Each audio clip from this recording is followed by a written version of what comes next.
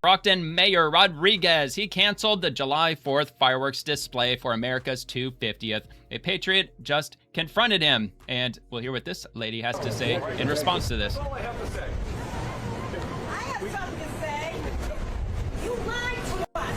You told us we were going to have a big celebration on July 4th here at City Hall, fireworks and everything. You said Chief Nardelli didn't so-called like it, but you were going to have it. And now we're down to a 1-hour social ice cream thing. Flag raising. Yep. 1 hour. Unbelievable. 250 years.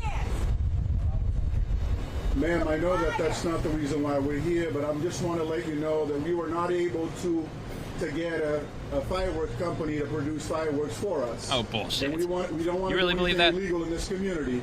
So we're going to do the best that we can to celebrate the 4th of July on this plaza. Oh, and the fireworks are tomorrow illegal in afternoon. this community. Thank you. Well, that's how they're going to do it. No, it's because they hate this country. That's why. They hate America. They hate Independence Day. So they're going to give them some like bullshit ice cream. That's probably not even real ice cream. It's just like frozen dessert nonsense. And anyway, so that's happening in blue areas, at least one. I'm sure that's happening in others as well. And moving on to RNC research in a rapid fire round with Hassan Piker, Wisconsin governor candidate Francesca Hong says she supports abolishing ICE. Also, she supports state-run grocery stores, as well as legalizing weed and freeing Palestine, and also a Scott Walker statue for people to deface. Now we're gonna do rapid fire. Super easy, super simple. Rapid fire. Do you support repealing Act 10? Yes. Universal child care? Yes. Free school meals? Yes. Guaranteed paid leave? Yes. Abolishing ICE? Yes. A 1-year data center moratorium? Yes. Breaking up Big Ag? Yes. Public grocery stores? Yes. Right to repair? Yes. Legalizing cannabis? Yes. Overturning Citizens United? Yes. A workers' bill of rights? Yes. A free Palestine? Yes. A Scott Walker statue that people can go to that are made by local artisans and craftsmen that people can slap up if they want to. Tentatively, yes. Okay, I tried to sneak that in there. I was like, oh, we got the momentum, like you're saying yes to everything. Maybe I could catch you. Damn it. Now we're Okay, gonna do well, there you go. Well, I will say that I do agree with one thing, right to repair. I'm totally on board with that. Everything else is just absolutely bananas and completely nuts. So, Wisconsin governor candidate. There you go, Wisconsin. I guess that's who you're going to be looking to be electing. And, you know, God forbid, if you live in Wisconsin. Anyway, Brian Hund, libertarian since 1992. He says, see, Genvin, Lar, and Red State for more in-depth reporting on Gavin's rules for the Not For Me activities. So anyway, this is what he's talking about. Mr. Scarlett says, of course, King Gavin's home district is exempt from his authoritarian regime. Hopefully, Huntington Beach will continue to ignore this overreach. New California Governor Steve Hilton will delete this unlawful nonsense designed to punish conservative voting cities. And the headline from Red State reads, Gavin Newsom's $3.7 million estate was gifted to him in 2019. 3 months later, he got a $2.7 million tax-free cash out. Rules for thee and not for me, of course. It's just so funny how they demand that everybody has to pay more taxes, especially the rich. Tax the rich some more. They're not paying enough of their fair share in taxes, but they get all the tax breaks, the ones who are in charge. It's just so funny how that works. Don't miss. Okay, so part two, let's see. Where does it start? Gavin Newsom's $3.7 million, 12,000 square foot mansion on 8+ acres along the American River in Sacramento was the area's most expensive home sale in 2018. The gated estate consists of 6 bedrooms and 10 bathrooms, a guest house, a pool, a tennis court, a wine cave, tons of bullshit. An LLC registered to Newsom's cousin, longtime business partner and co-president of Plump Jack, Jeremy Schreier, paid cash for the estate in December 2018. Newsom's spokesperson, though, claimed in January of 2019 that it was Newsom who paid cash for the home. Puzzling, since Newsom still carried a $3.2 million mortgage on his prior home. So where's all that money coming from? In October 2019, the LLC gifted the home to the Newsoms free and clear, claiming Newsom was a member of the LLC to avoid a $4,000 transfer tax.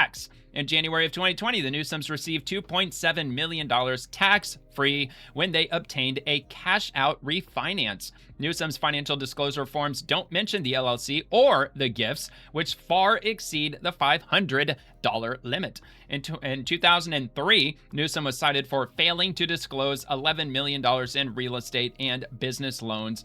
One thing that's become extraordinarily clear to Californians in 2020 is that there's one set of rules for Governor Gavin Newsom. There's another set of rules for the rest of us. He preaches that we're all in this together and that we have to sacrifice to meet this moment, yet he's not missing a paycheck. So it looks like that this was written like back in 2020, but this is just coming up with just one of the things that Gavin Newsom preaches that everybody should be doing and paying their fair share, but he's avoiding just that. It's just quite interesting. But that'll be linked below in the description if you want to go through the details of that article. I just happened across that today. Like I said, wasn't an extremely fast and busy news day today, so I just decided to pull that one. RNC Research, New York City DSA co-chair Gustavo Gordillo talks about their takeover of the Democrat Party. We really prioritized the congressional races this cycle because we knew they would influence how the political establishment orients toward us. They started to adopt some of our platform. A headline from Axios Scoop: Harris reaches out to Mamdani, pro-Palestinian activists, in a run-up to 2028. Kamala Harris privately calls New York City Mayor Zohran Mamdani last week and has been holding lengthy closed-door meetings with other prominent progressives, including pro-Palestinian activists. Sounds like maybe a hostile takeover of the Democratic Party by the Champagne Socialists, perhaps? But also, does DSA see a window there to communicate with, to work with a figure like Harris, who angered and outraged so many of your members? Where does that relationship go? I'll say that we really prioritized the congressional races this cycle because we knew that our performance in these races would become the measure of our power, and it would influence how the political establishment orients toward us. After we won the mayoral race, we saw in New York State figures like Kathy Hochul, who were really, had been aligned with the establishment. They started to adopt some of our platform. We were able to reach a major step toward universal childcare, I think, as a result of that election. And it's not surprising to me that now that we have so many more electoral victories under our belt, that people are trying to learn from that, I hope.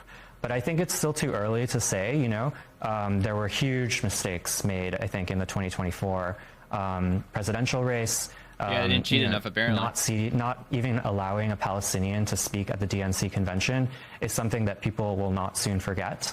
That would have changed everything. I think is always welcome, but it's really seeing if they lead to action. Well, you really can't take seriously somebody who raises the pitch of their voice every time they roll off a sentence. That's so annoying when people do that, and he's definitely one of them. Paul Sperry, so let's get this straight. Reid Hoffman, a regular at Epstein's R Island, bankrolled Trump, R accuser E. Jean Carroll's lawsuits to the tune of $6.4 million. Remember, it was Hoffman who also funded New Knowledge's disinformation campaign targeting the GOP in the 2017 special Alabama Senate election, imitating Russian influence ops. During their op, New Knowledge authored a SSCI report on Russian disinformation for Democrat Senator Warner to help discredit Trump's 2016 win.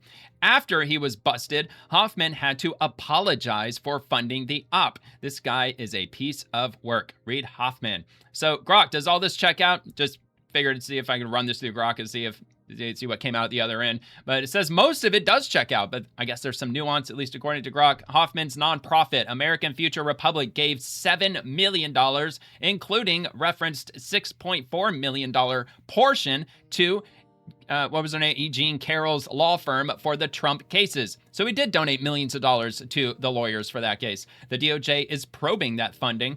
He also visited Epstein's Island once. I mean, look, maybe on the books, he visited once in 2014. Perhaps he probably visited many more times than that, but one time is one time too many. With regret noted later, of course he apologized for it, not a regular. He funded AET, which backed New Knowledge's Project Birmingham, a 2017 Alabama Senate disinformation op, mimicking Russian tactics to help Jones beat Moore. Hoffman apologized after the exposure, probably with his fingers crossed behind his back, probably just snickering and making the, yeah, I apologize, so saying he didn't direct it. so he's still involved with it, probably funded a lot of it. And New Knowledge helped author and contribute to the SSCI Russian disinformation report around the same time. Core facts on the funding, the Alabama op are substantiated. Regular at the island, personal versus nonprofit details are overstated. Well, I guess that's what you say, but other people definitely suggest otherwise. He was a lot more involved than at least what it says. Anyway, let's go to End Wokeness. Atlanta spent $130 million to build glass walls for fare evasion prevention. And this is the result of all of that money.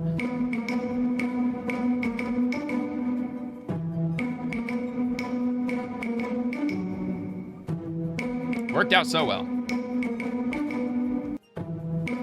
Hey, at least it's safety glass. At least they didn't get injured when they busted their way right through it. And they got on the fare avoiding, like, what, $2, $3, however much it would have cost to just simply pay your fare. And yeah, I don't know why they would have constructed that out of glass. That was really stupid of them to do. But they did. $130 million worth. If you enjoyed the video, please like and subscribe to the channel.